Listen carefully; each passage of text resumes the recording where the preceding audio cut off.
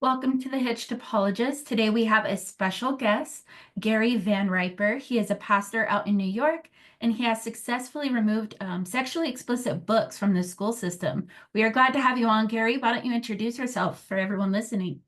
Okay, well, first of all, thanks so much for having me.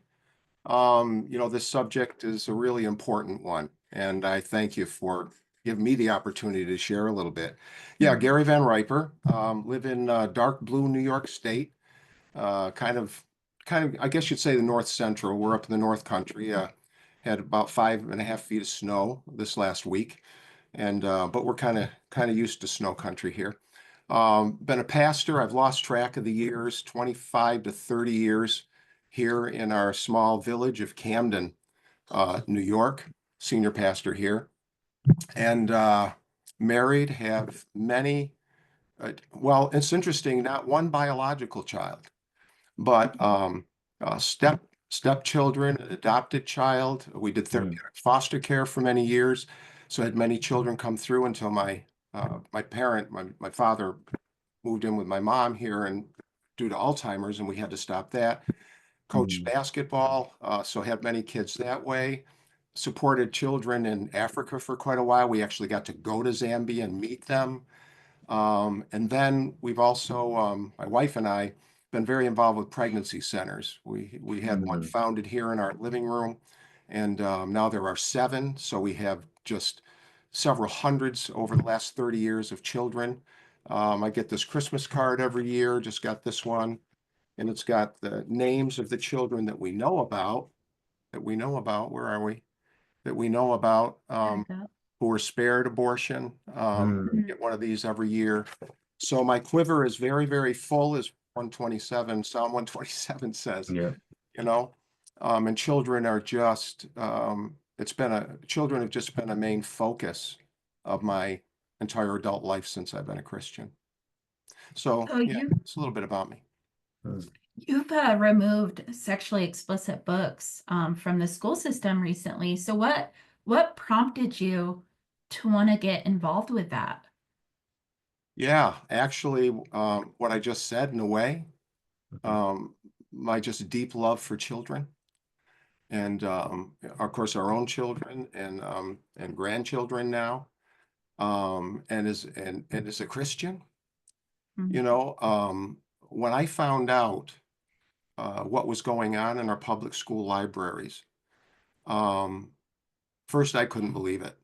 Mm. Yeah. And as I got into it, and we'll talk a little bit more about, you know, um, about that whole thing, what's going on in the schools. Um, I, j- I was just propelled into do it, compelled to do it. I had to be involved.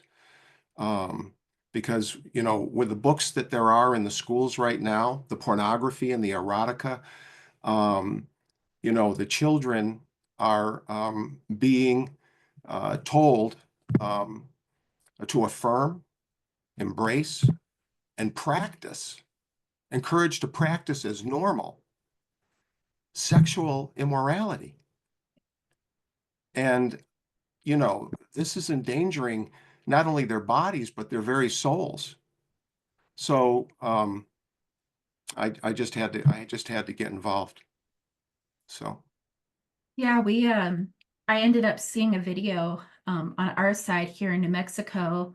It was a school meeting, and Mm. essentially what had happened, we were watching it, and some of the excuses that the school board members were making, and not even them, but people who support these kind of books in the school system, just absolutely perplexed me. And that's what prompted me to get involved. So when I heard your story, Gary, I was super excited to know that one, I wasn't alone, and two, to do this interview. So for those who may not know exactly what is going on, the kind of books that you're talking about, can you get into that a little bit more? What kind of books have you found, and what should parents be aware of? yeah, okay. So the way that I originally found out about what's going on was our former youth pastor, that's now a missionary in Bahamas, had sent me a video of a woman in another church in a nearby city. There was another church supporting his ministry. He said, "Gary, you have to see this." And in this video, this regular mom had a book come through her son and to home, and she went to the school board meeting, and she had to she wanted to know where the school board drew the line, and she got pushback for her question. So in this video that she presented, what she did was she did a FOIA, Freedom for Information right request, and she wanted to know how many books in the last 5 years at her school had been removed from the library. So how many were removed 5 years earlier, and so on, up to the present time. And so 5 years earlier, 100 books had been removed from the library. And books do get tattered and get outdated and damaged and things. The next year, 100 books removed. The next year, 100 books removed. The next year, 100 books removed. And the last year, 5,000 books had been removed from the library. So she was looking at, the titles, that had been removed. And it was things like American history, the Bill of Rights, that's the Constitution and things like that. But then there were these other books that had been introduced. So I wondered the same thing, and that got me curious about our school district. So the assistant pastor here at our church and I started to investigate. And so we're investigating, and several months had gone by. We did a FOIA as well, but we got a stack of papers this deep, and they were printed on both sides, and it was hard to tell what was what had been added, what had been removed. Well, then a board meeting happened here, and I was given a phone call and said, "You must come to the school board meeting, Gary." And it was a family, really. A 6-year-old had brought a book home. I'll show it to you in a moment. Had brought a book home from the elementary school.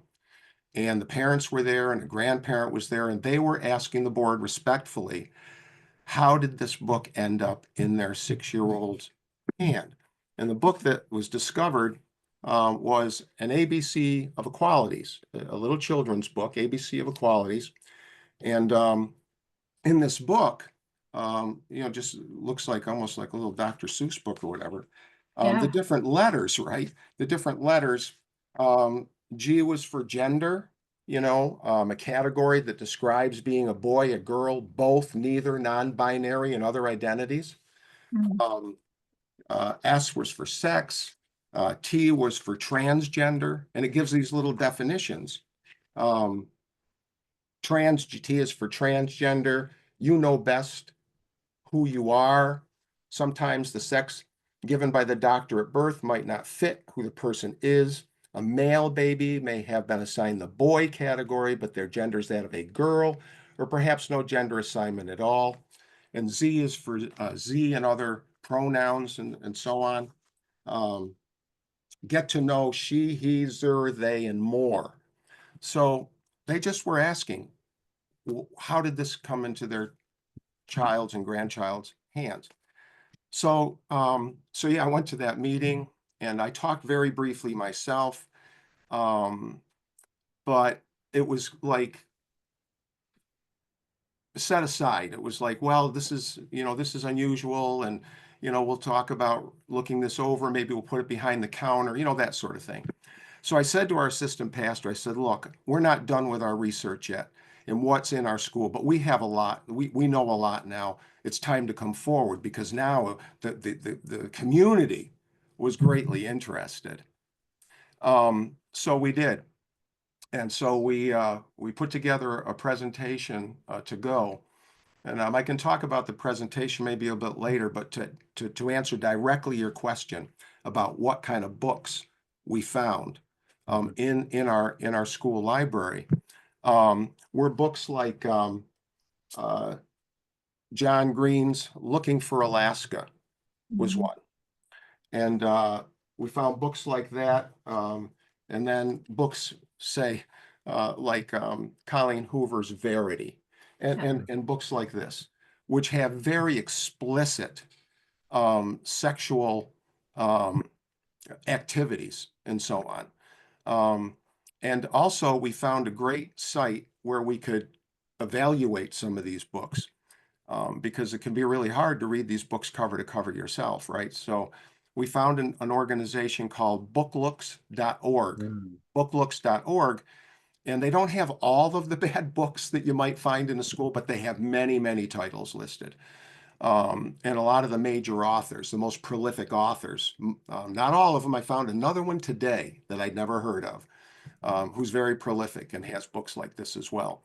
But we found dozens of these books and these titles and other titles like these that were in there. So yeah, they're on booklooks.org. You can see, well, actually, here's the content ratings. We made a big poster for our presentation to the school board. And we had this poster that was brought up, and put up before the people and it's a version of Booklooks, right? So you have 0 to 5 as far as the content rating. So you've got, 0 is for everyone. Child guidance is a 1, teen guidance a 2, minor restricted, under 18, excessive explicit violence, extreme frequent hate, excessive frequent profanities, references to sexual activities not involving penetration, cunnilingus, fellatio, or ejaculation, drug or alcohol abuse.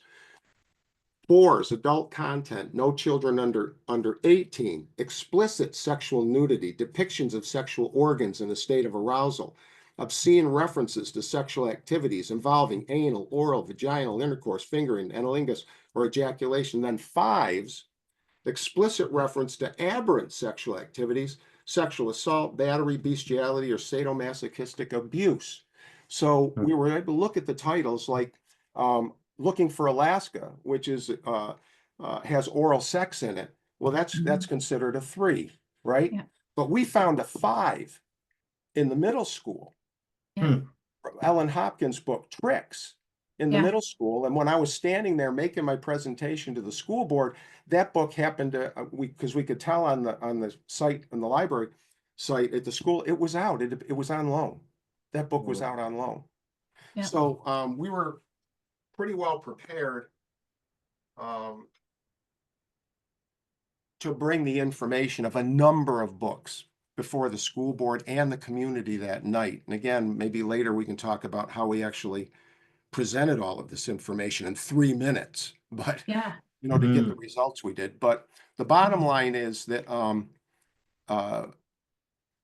we first of all found out a short time later about 150 books had been removed. And the last time that I had checked, it was actually before a podcast I had done with Elisa Childers. Maybe that's Yeah. how you found out. More than 200 books so far have been removed. And the biggest thing is that people, you say they're bad books and they're pornographic and erotic and so on, and they just don't believe it. They can't believe it. There's, come on, this must be a conspiracy that what are you talking about? And because of the pushback from many of the administrators and some of the librarians, particularly activist librarians who are pushing back and so on, it makes it hard, to get the point across. When I spoke at Legislative Day here in New York State, in our state capital of Albany, and I told this story during my time to talk. A retired elementary, he was either a teacher or librarian. He was talking to my wife after the presentation, and he had to hold the book in his hands to believe it. He heard me say it, and he could see it in the distance, but he had to hold it in his hands. And he opened it, and he goes, "What is this doing in the hands of what? Why is this in elementary school?" So getting over that hump, really, with people, what we found here was the average parent or grandparent that found out were shocked at the books, that were out that used to be, in a adult bookstore somewhere in some dark alley, or material that would have been wrapped in brown paper behind a counter, so and some sort of ID to purchase the stuff. But now that material is available to our kids. And we can talk about the different streams by which they come in as well when we get an opportunity here, because it's not just the books on the shelves where they can get these out of the public schools, but they're shocked to know that this stuff actually is there.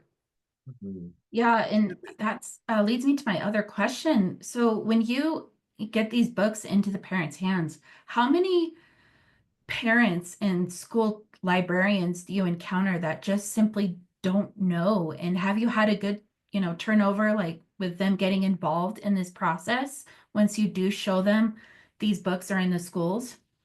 Yes and yes. It's mixed, right? Definitely, there are librarians even that don't know. Yeah. I was in our public library just this last week, and I was in there, and that's the public library, and I just said, do you happen to know that these books are in there? And she had no idea. She had books that should have been in the adult section in the juvenile section. Yeah. See, the people that say banned, you're trying to ban the books. Look, they're in the public libraries. They're at Yeah. Barnes and Noble. They're on Amazon. You can get these books anywhere. You can get them in Walmart, you Mhm. know? I was just at Walmart the other day talking to one of the buyers there. I said, "Oh, I see you've got, the pornography there right next to the Bibles, What are you talking about?" She had no idea. Now, Yeah. I don't know what she was going to get in touch with corporate, this Walmart employee, Yeah. and she immediately got in touch with her daughter, who was a voracious reader, while I was standing there in the book section, and to alert her about these books and to go to booklooks.org. So, you know, most people, when they find out, I found out, parents and grandparents are really aghast when they find out. There were probably 100 people at the board meeting. We're in a small town, but there were a Mm. lot of people there, and that was just by word of mouth, and not a lot of people had opportunity to hear our pitch, Yeah.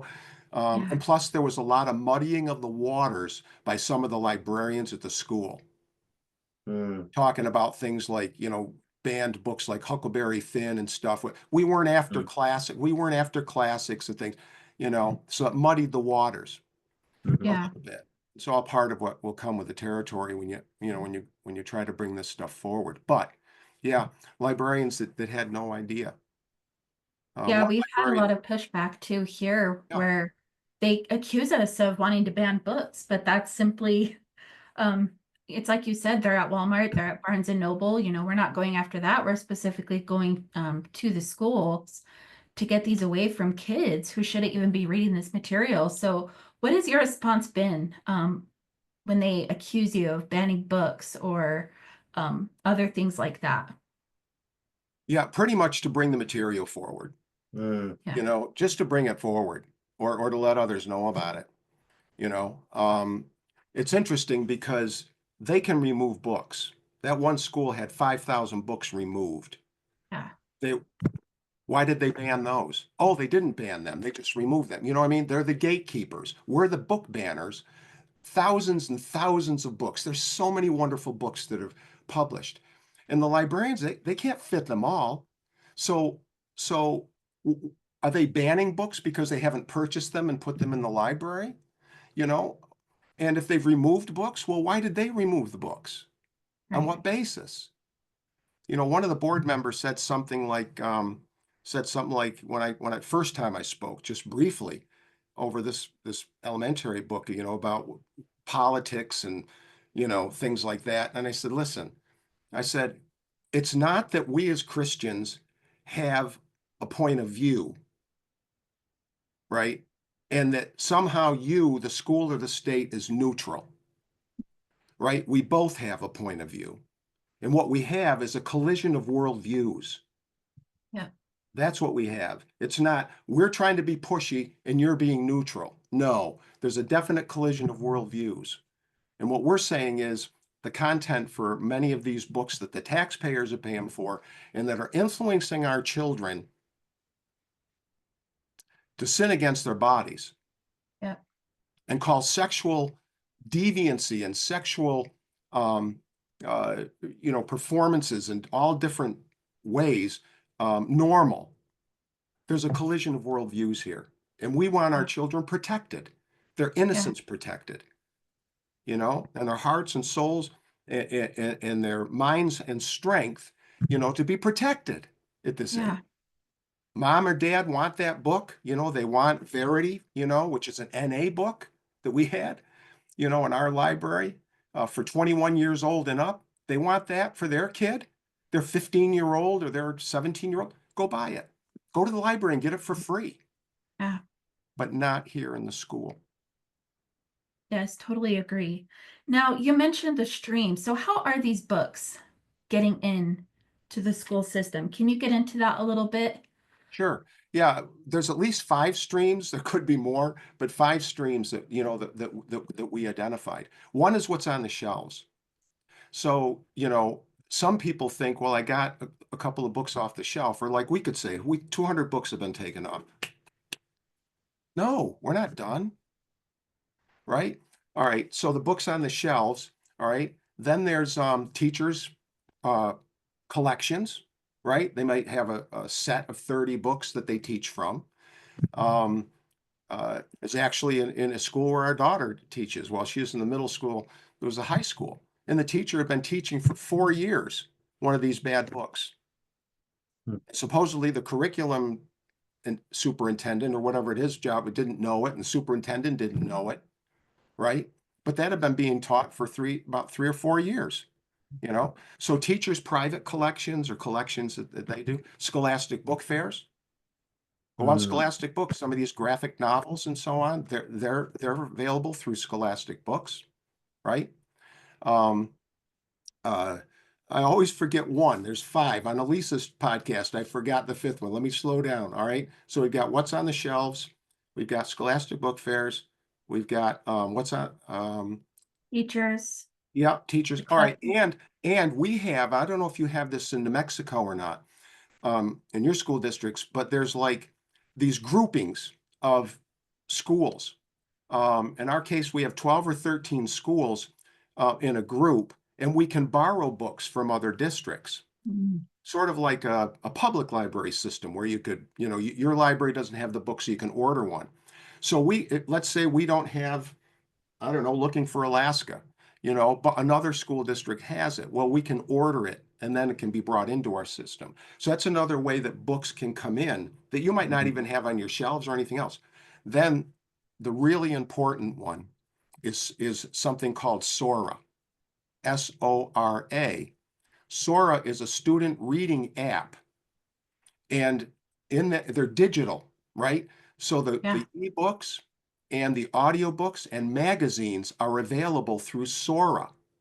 Now, in our district and in our really state and other places throughout the country now that I've talked to different people, the students can use their password and they go into Sora and they can, any books that are in Sora can be downloaded for them to read on any electronic device they have. So they can use their phone, they can use their iPad, they can use their laptop or desktop computers 24/7.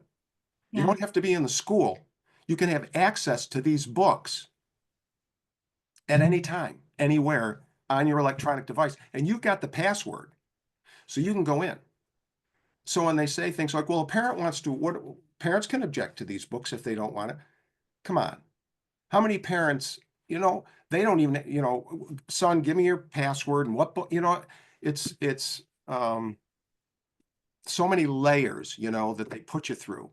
Yeah. It's like playing hide and seek with these books, you know, to even find them or discover them to begin with, and then have to go and complain and try to complain about that one book. That's why we tried to take an approach where we brought before the public all at once a number of books and what the big picture is, and that there's a lot of work that would need to be done to really route this stuff out. Yeah. Exactly. And I know for us, we have it's called eFollet. So it's an online, it's the same thing as Sora. So they go in, they enter in their student ID, their password, and they could instantly have access to all of these books that you're mentioning. And I have found a lot, even within the elementary schools, unfortunately. Even the other day, I found a rated 4 book in our elementary system. So Wow. yeah, Wow. it's pretty bad here. And a lot of, like I was saying, the excuses that I've seen, you know, some librarians who are activists will say, well, this material is how kids can see themselves. This is helps them represent with, you know, who they are. So can you walk us through the process of presenting to the school board and what that looks like? And how have you dealt with claims like that in which they see these books and it's something that they can see themselves in? How can we better respond to stuff like that? Yeah, yeah. Couple of somewhat separate questions there, but Yeah. you know, the way that we handled it, to try to bring it as much information as we could squeeze into 3 minutes. How long do you get at your school board meetings? It's 3 minutes. Yeah. Yeah. 3 minutes? All right. Mhm. Unless maybe they know you're coming. Yeah, Yeah, exactly. exactly. Gotta keep Right. it on the No, down low. actually, that is true because we had Pastor John Amunchukwu who came I can't and see. Yeah, spoke here, and they when they found out that he was coming, they said everybody only has a minute and a half now. there you go. Yeah. One of the things they did to us here was they knew we were coming. And I had called ahead to try to find out when we should try to go to the school board meeting, to make sure we could get in and so on and get signed up. And we were told what time, you know, was, well, people usually don't come until such and such a time. Um, but we went early. And even when we got there, there was already 20 to 25 teachers, librarians, you know, and other school staff already there. That we have 7 or 8 slots. I'll forget the exact number. And the first 4 or 5 were already signed in by the teachers and the librarians to Mhm. speak. So, but I got in and 2 other people from our church got in, but the other pastors and the other people that came couldn't speak. Mhm. Right? So yeah, you run into that sort of thing. You know, it's almost better if they don't know you're coming. Yeah. Mhm. No, at first, you know, but in small town like ours, you know, word kind of spreads and it gets around. All right, so our approach was, um, we what we did was we prepared sheets that had 6 examples of books, right? It was a simple sheet like this. Yeah, just a simple sheet like this that had the you know, the covers, and then didn't get into a lot of explicit stuff, but it just said, you know, this book and kind of what it was rated. We definitely had booklooks.org so people could look up the actual content because Booklooks has every page in every one of these books pulled out, right? And then vocabulary at the bottom, Mhm. showing, you know, how many times the F word is being used or S or, you know, the other vulgarity in those books. So another brother in Christ joined me. And as people came in, we were handing these out to people. And I was just explaining when I get up to speak, this is going to help you understand what I'm talking about and have a reference to go home with. So we're handing these out. One of the middle school teachers walked by us and he looked down over our shoulders and he looked at this sheet and he goes, "That's not porn." And just walked in back into the building, right? So we handed these out and then we had ready for my 3 minute presentation. This is what we did. When I walked up to the podium, one brother in Christ brought this up with the easel. Like, here's the podium, let's say, and he set that next to me. Our assistant pastor had a packet, and what we had here was a packet that included, you know, I'll use this instead. Kind of a, can you tell I'm not very tech oriented? I'm still back in the, those overhead projector type days, right? Okay, so what we had was, let's see if I can show this. So we had the sheet, right? And then we had the content, right? Here from Booklooks. And then we had some examples, right? Of what was on here, some pullout sheets. And we gave that little packet to the school board members and the administrators who were at the front table.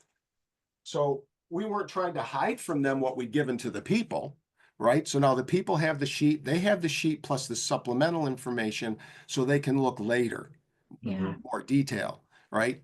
Also, I had a young person ready, very brave, junior in high school, very, you know, with his faith, very bold with his faith.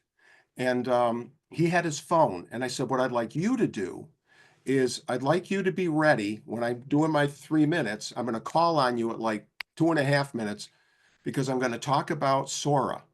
And I want you to stand up and bring up on your phone Verity, just like that. And and then show it to just kind of, show the audience, and then show the board just how quickly you could bring up that book on your device. So people could again get the idea more than me just standing there talking, right?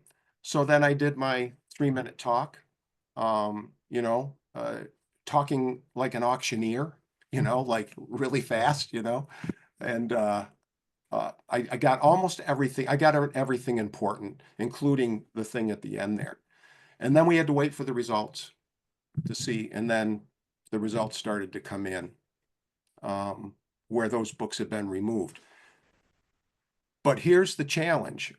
We still have to get to Sora because the ebooks are still available. Our schools here get $1 per student to buy books to add to Sora every year. So you might think, oh, I got the books. And of course, every year, new books can be purchased to be put into the shelves, right? And another thing we've got to be really careful to follow up on is that those 200 books stay off the shelves, right? So you've got books coming and going all the time. So you can't say, I got a book taken off the shelves. We did it, no, this is a fluid situation. And somehow in your community, you have to be diligent about it. And is there a school policy? There should be.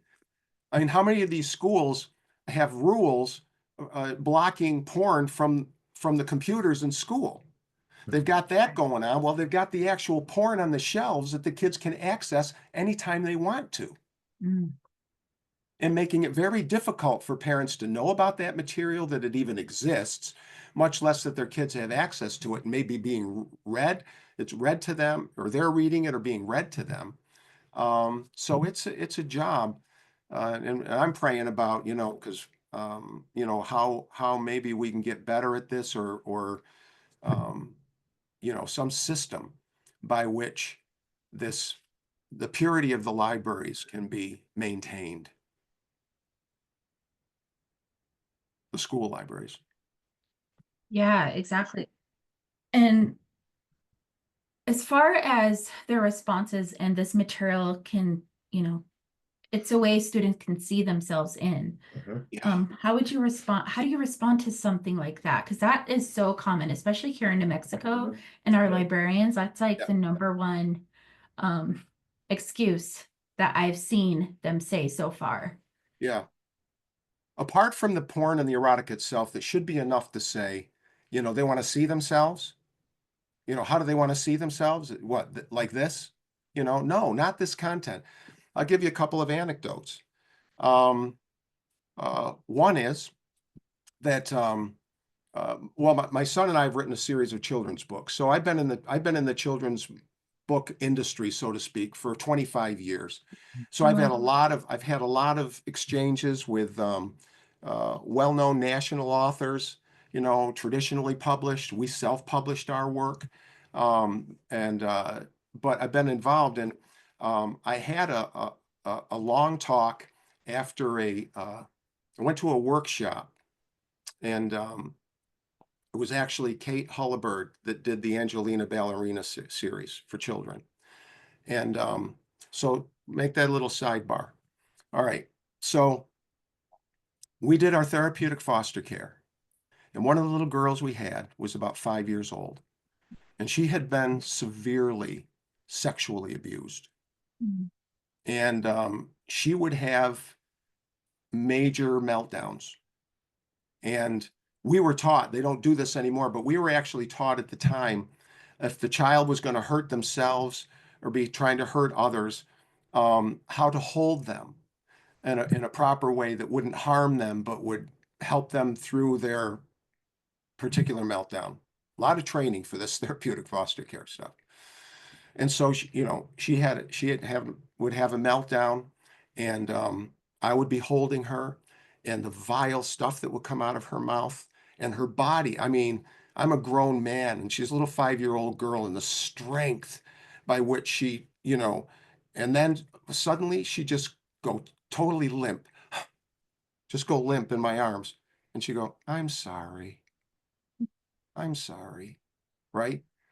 Um, uh, so this girl so sexually abused, um, all she wanted to be was a princess. She didn't have to see herself in a book, Yeah. in a story to relate. She wanted to just be a princess. That's where Angelina Ballerina came in, because Kate Hullibert, I had some exchanges with her, and we were talking about this little girl just happened to be, and she sent a boatload of stuff of Angelina Ballerina for that little girl, which she took with her when she finally left our care, and went on um, uh, for adoption. Yeah. So this idea, and all right, so then another one, we had another therapeutic foster child here. And same sort of thing, abuse of various kinds.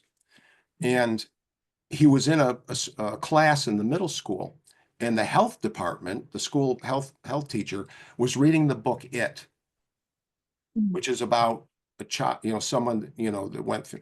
Well, one of the kids in the class came up missing, right?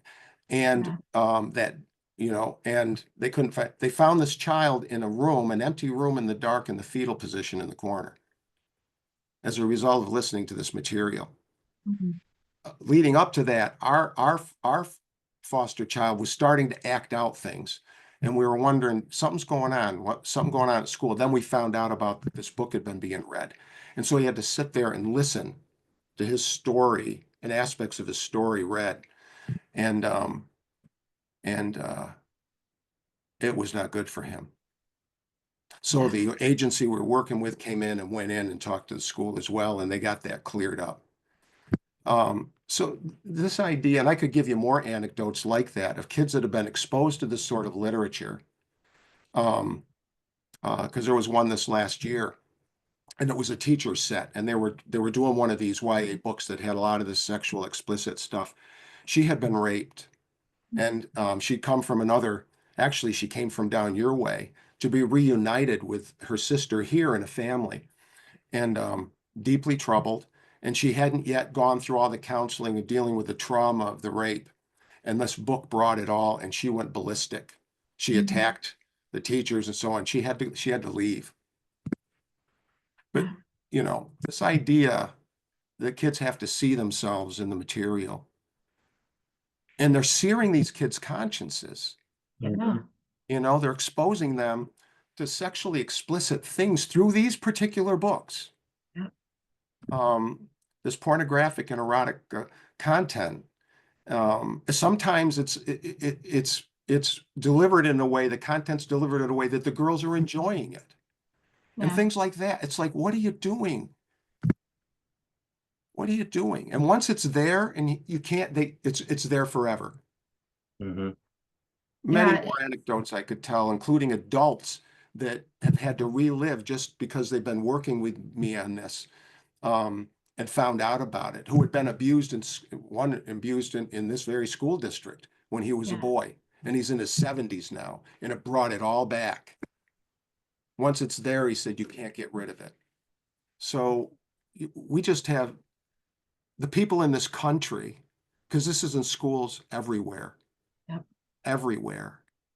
I'm in a Monday night group that we call it the Bad Book Club. Not this kind of bad books, but we've done research on cults and heresies and things like that. That's how we originally got together.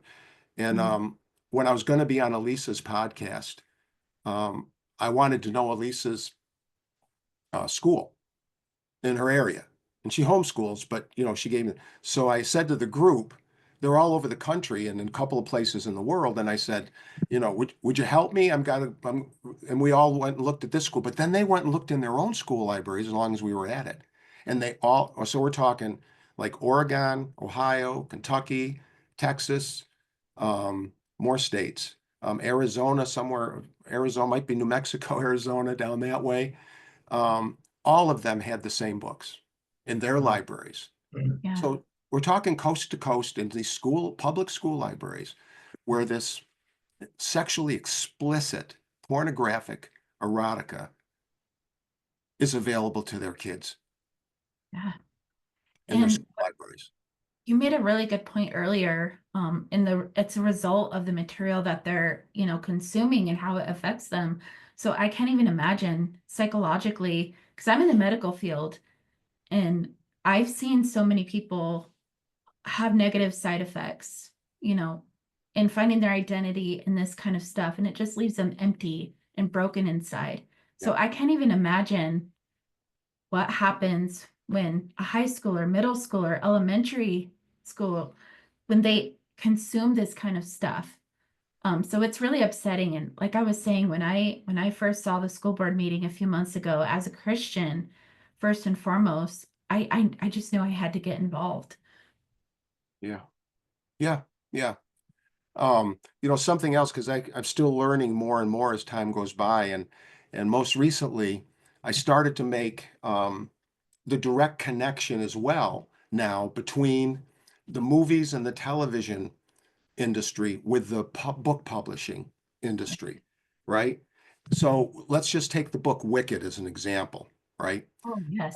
So we've got the movie Wicked's come out, right? It's rated PG, and uh, a lot of people have gone to it. There was a musical a number of years ago, loosely based on the book Wicked, um, that brought a lot of attention to the book. Um, and so there's a definite correlation between something like a musical or a movie driving people to the books, to the original source material. Yeah. Okay. And I did Wicked in particular. I also did It Ends With Us with Colleen Hoover's book, because that was a blockbuster type thing. But I Yep. just took the book Wicked as an example, right? So the book Wicked comes out, or the movie comes out, all right? There it goes. There's a movie poster, Wicked, PG movie. All right. So here, um, that movie grossed worldwide, and there's probably more stats now. This is when I did it. $683 million worldwide. It was released November 22nd, 2024. And then I was brought to my attention. It was actually quite cool. It was kind of a digital meme, if that's what you could call it. And it took the top books in 2024 that had been borrowed in the public libraries, right? And it went through the calendar year. So the books were kind of moving like this in this, right? Books would go to the top, then they'd come down again, and some stayed in the middle, and so on. This is going on. All right, so Wicked comes out, the movie, November 22nd, 2024. And then December 4th, 2 weeks later, let me get over here. 2 weeks later, Wicked's the third most popular book in the public libraries, Mm. right? That happened with It Ends With Us. It took about a 2 week period, and then It Ends With Us ended up being, I believe, number one or number two. And because Hoover had also released It Starts With Us, another book, that was also in the mix. So the timing was such that the new book was released at the time the movie was released, and then the book goes up in its popularity, right?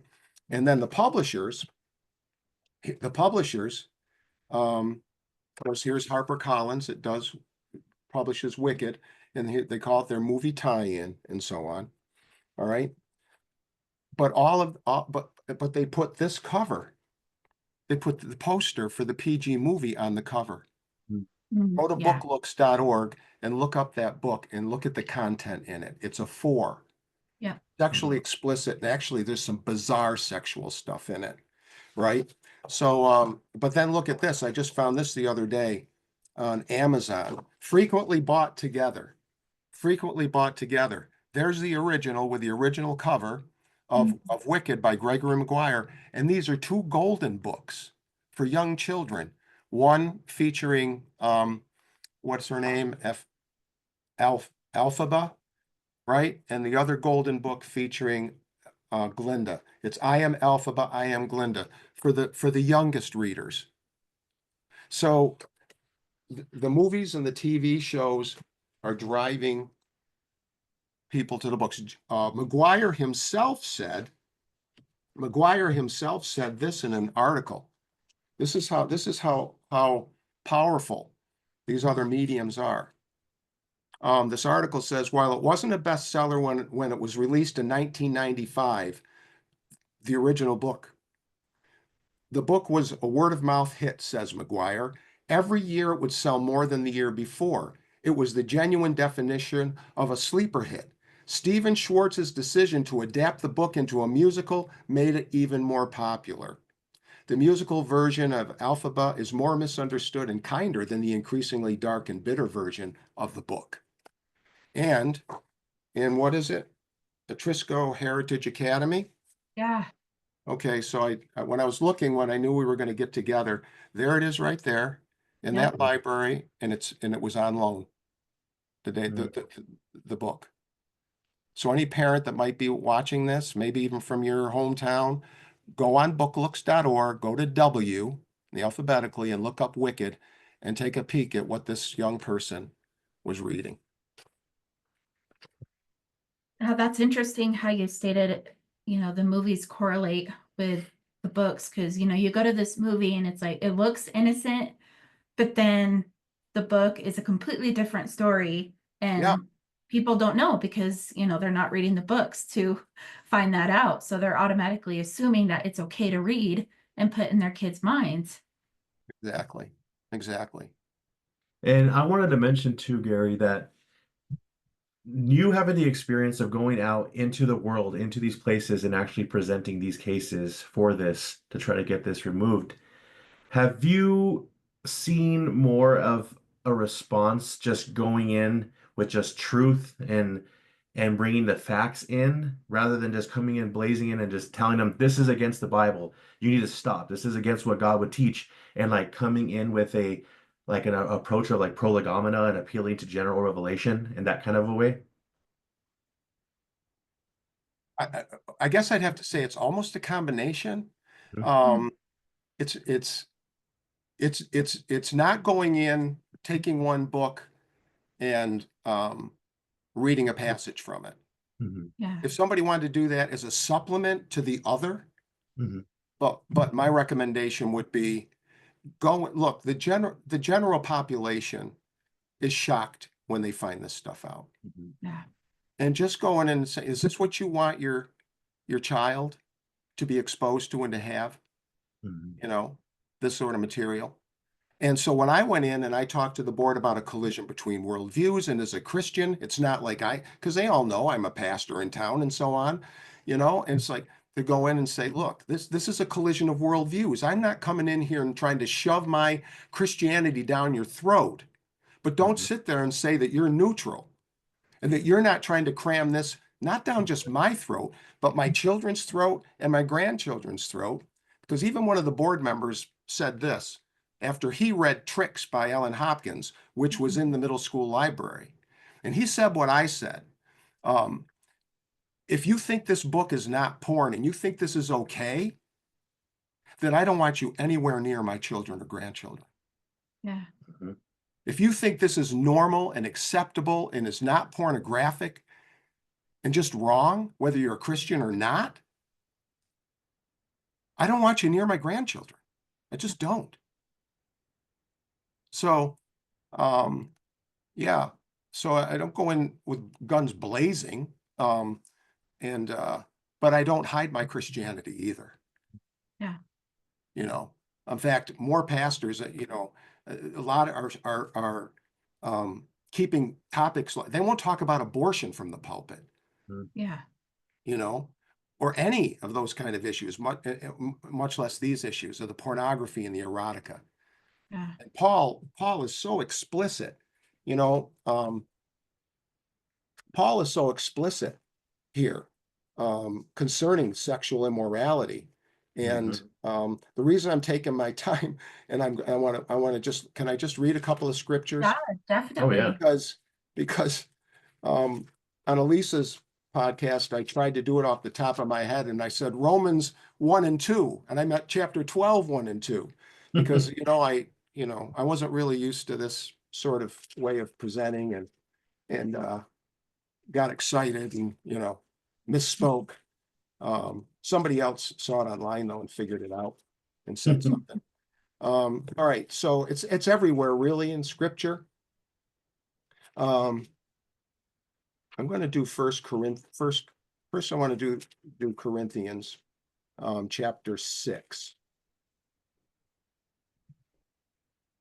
All right, and so anybody listening to this, I'm not just saying, I'm hoping even if you're not a Christian with our full convictions and our worldview, that you still understand even the science of what pornography does to the mind and the heart and the addiction of it, regardless of your age.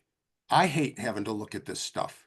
One woman asked me at a presentation, sitting at the back, have you read all these books?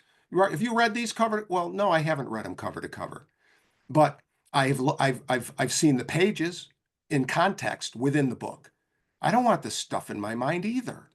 And that's the catch-22 that we're in as Christians, right? Then we start going public, and then some kid sees it. Well, I didn't know the books were in there. I'm going to go to, they put us in a very catch-22 situation. Yeah. Right. So the Apostle Paul in chapter 6 is talking about sexual immorality, and he's warning against it, right? And he says in chapter 6, verse 9, do you not know that and he's talking to Christians, do you not know that the unrighteous will not inherit the kingdom of God? Do not be deceived. Neither fornicators, nor idolaters, nor adulterers, nor homosexuals, nor sodomites, nor thieves, nor covetous, nor drunkards, nor revilers, nor extortioners will inherit the kingdom of God. And such were some of you. He says he's talking to Christians, but you were washed, you were sanctified, but you were justified in the name of the Lord Jesus and by the Spirit of our Lord. And then in that same chapter, continuing down, starting with verse 15, do you not know that your bodies are members of Christ? Shall I then take the members of Christ and make them members of a harlot? Certainly not. Or do you not know that he who is joined to a harlot is one body with her? For the two, he says, shall become one flesh. But he who is joined to the Lord is one spirit with him. Flee sexual immorality. Every sin that a man does is outside the body, but he who commits sexual immorality sins against his own body. He blasts his own body. Or do you not know that your body is the temple of the Holy Spirit who's in you, whom you have from God, and you are not your own? For you are bought at a price. Therefore glorify God in your body and in your spirit, which are God's. So when I talk on this now, I not only talk to like people about the sexual immorality deal and pornography deal to non-Christians, but very directly to Christians as well. Yeah. Because here's the deal, right? The founder of Hustler magazine, Larry Flint, was on a PBS documentary in 2002. Frontline, PBS, American porn. In a multi-billion-dollar business, can anything stop it? And this is from the transcript. Narrator, Larry Flint and other porn producers are betting billions that the community standards have shifted. Larry Flint, you can now, 2002 when PBS aired this, you can now see on television material just as explicit as we were publishing in Hustler in 1974. All right? So a pastor that got caught in a study with a copy of Hustler magazine, right? Years later, everybody's watching on television. Yeah. Just a few years later. See if I can find this quote from Francis Schaeffer. Francis. I don't know if you know Francis Schaeffer or not. We do, yeah. Um, oh, do I have it here? In a word, he identified the same thing. I'm not sure if I can put my hands on it. Right here. He identified the same thing and said that, oh, all right. He said, I want to say this, I want to say I am amazed, and this was 1982 to 84. I want to say I am amazed in the last 5 years when you flip on the TV, see we really live in Sodom and Gomorrah. I mean, the stuff that's on TV now, 1982, 20 years ago, 1962, you had to go down some dark alley to see it. The whole thing was crumbling. Yeah. What's on television now? What are we as Christians watching now? I'm looking in the mirror. What are we watching now? This many years after that, Yeah. this whole thing has shifted. And so what our kids are getting now, being told to embrace and consider normal, Yep. identify with it. We want to write books that you can identify with. Really? All the sexual aberrant activity and things to be saved for marriage. Yeah. So that's why I'm pretty passionate about it. Protect our children and protect our grandchildren and our great-grandchildren. Yeah, and it was amazing having you on, Gary. And I have a few more questions. So what are your closing thoughts for parents on kind of on the fence, whether or not they should get involved with this situation? Maybe they're scared to kind of stir the waters in their state. What is your advice to them, Christian and non-Christian, in getting involved in this? What are your closing thoughts on that? Well, I would say first get involved with your children and your grandchildren. Find out for yourself. Don't take my word for it. Find out what books are in your school library.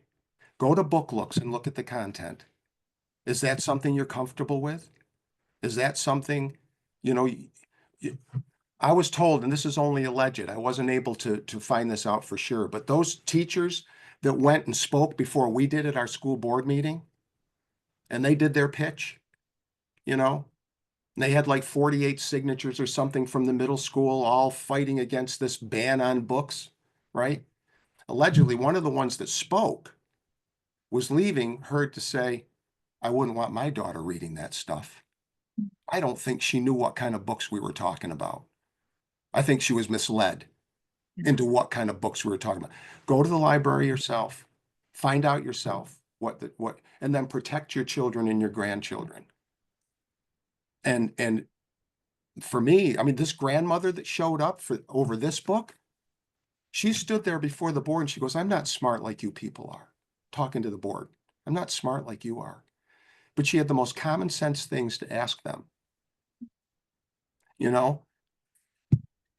She was brave for her grandchild.